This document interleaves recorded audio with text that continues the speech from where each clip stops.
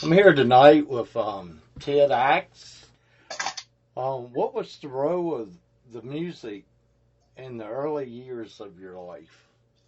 Sometimes I couldn't express myself, but I always found music would express the answers for me.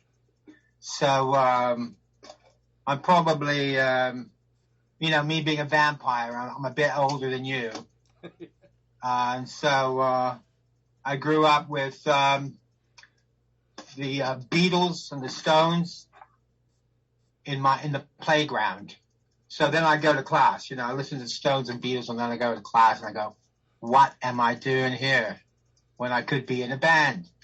So that led me to start playing guitar at quite an early age. And I started playing guitar in grade 5. And so, music was very important in my life. And back then, what isn't happening now, it was such a generation gap. Because as soon as you put that music on, your parents would go mental. It wasn't like today where the parents actually went through rock as well, in the 80s or whatever, in the 90s. It was just unheard of. They'd be listening to Lawrence Welk and things like that. So you'd put on music and be like, what the fuck is this? I can't stand it. Take it off. So, really rebellious, like right away. You had that whole generation gap.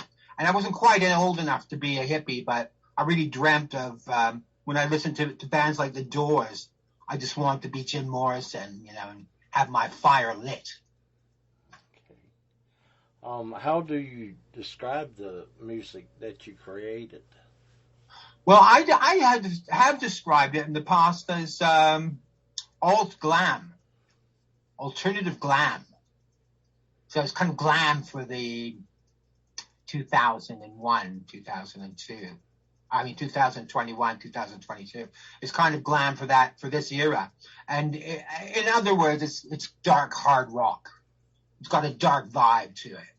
So it's not really, a lot of people might think it's party music, but it's really not party rock, because it paints society as a kind of a dark, ambiguous place, to say the least.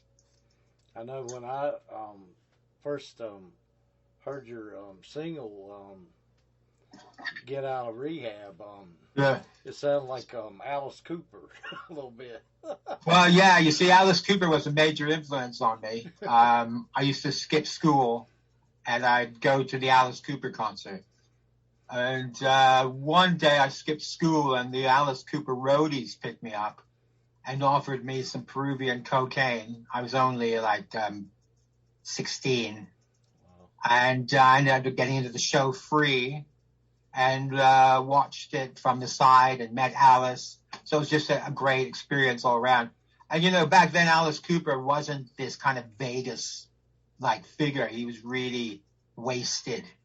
And he didn't seem wasted, but he obviously had a whiskey problem. And he was rail thin and just kind of anemic looking. And his lyrics, I think I was quite influenced, because some of the stuff does remind me of Alice as well. Like the first song, Get Out of Rehab, reminds me of that. Okay. We're going to play that song, Get Out of Rehab. Oh, good. And thanks for contacting me about this, doing this interview. Thank you.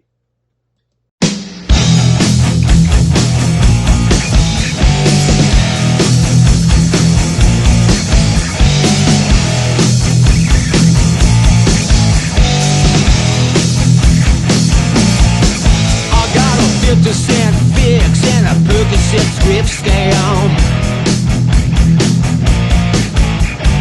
Down for 9, gotta get out of rehab.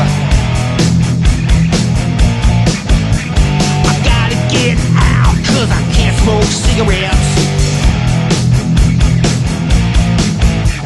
I wanna stay clean in this Holocaust airwaves.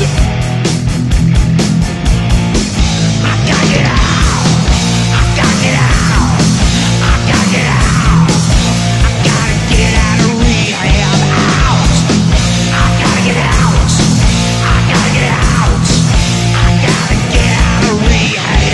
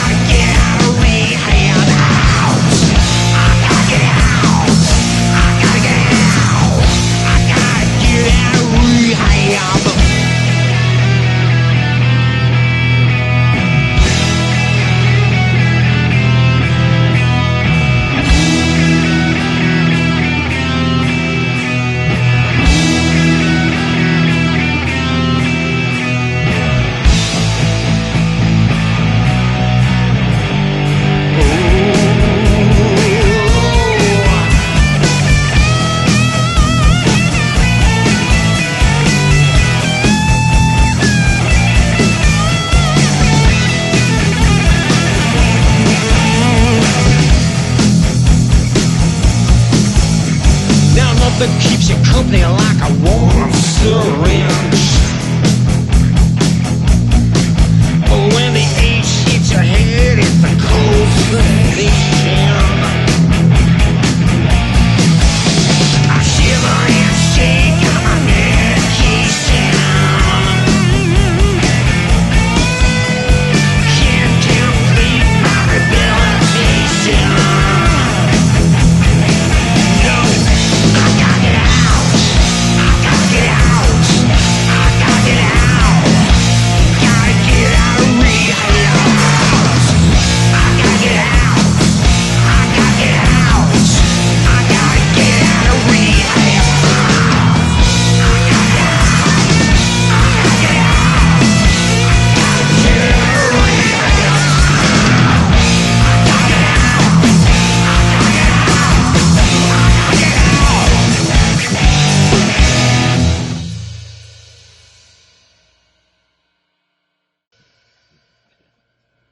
out. Did you write that song or? Yeah, I did.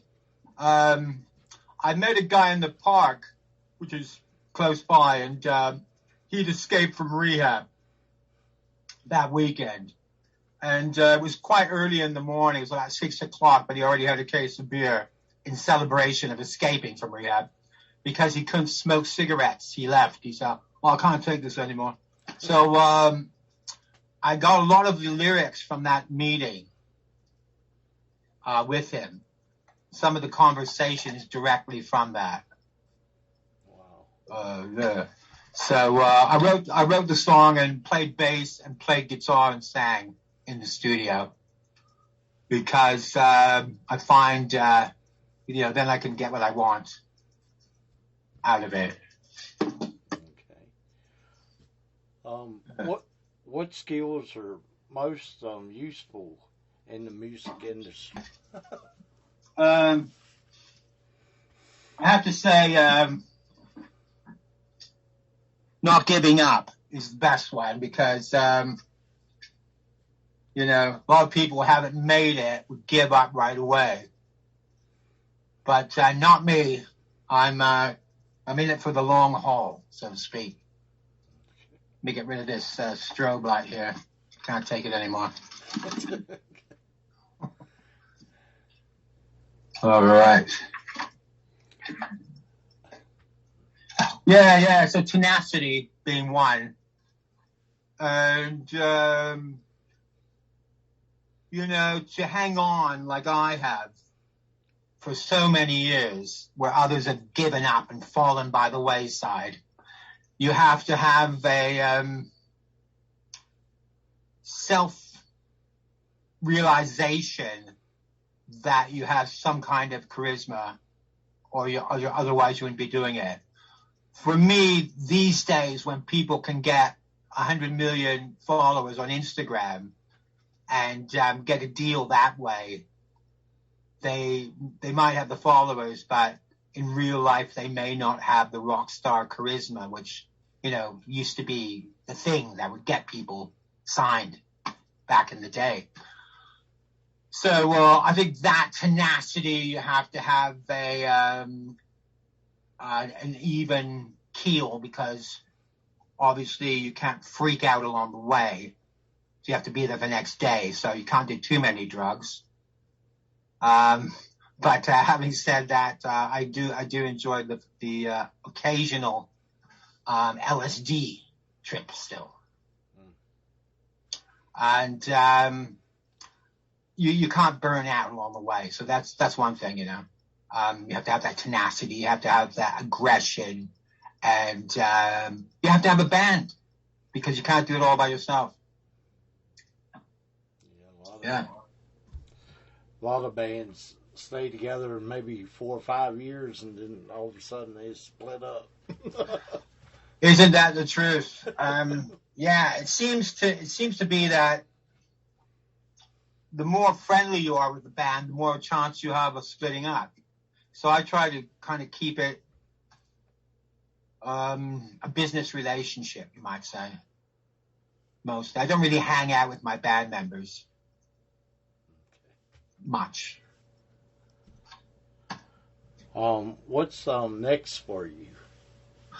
Oh, well, I have a album almost finished, but because of this going on, we couldn't finish it. So just waiting to go back in once it's a little safer.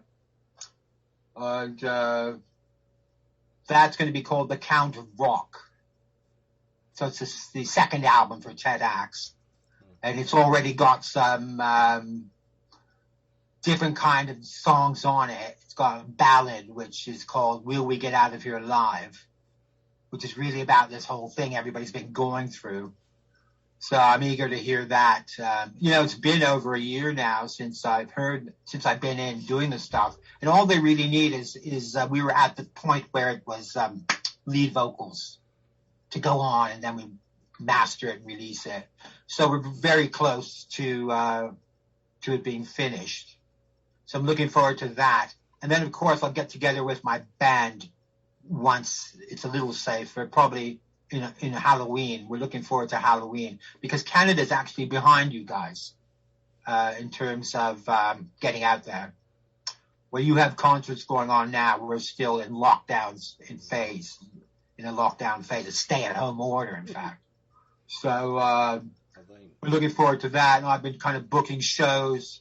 I'm trying to get over to a festival in Iceland, I think, for the this coming winter. So trying to get out there, making some preparations for gigging.